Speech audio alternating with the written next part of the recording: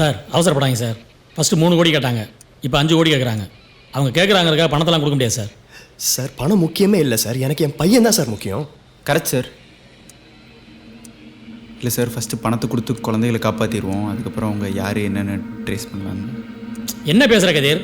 எவனோ ஒருத்தன் ஃபோன் பண்ணி கேட்டால் பணத்தை கொடுத்துட முடியுமா? இவர் குழந்தைய பணத்துக்காக தூக்குனா அந்த குழந்தைய என் கடத்தணும். அவங்க டார்கெட் பணமெல்லாம் இல்லை, வேறு ஏதோ மோட்டிவேஷன் இருக்குது. அதுவும் இல்லாமல் குழந்தை அவங்ககிட்ட தான் இருக்குன்னு எதை வச்சு நம்ம நம்புறது? சார் நான் சொல்கிறத கேளுங்க. இல்லை சார், அவங்க பேசுகிறத வச்சு பார்த்தா பணம் தான் அவங்க டார்கெட்னு நினைக்கிறேன். அப்படி உடனே முடிவு எடுத்துட முடியாது கதிர். We have to think in all direction. Wait, I will show you how to handle this. கொஞ்சம் பொறுமையாக இருப்போம் சார்.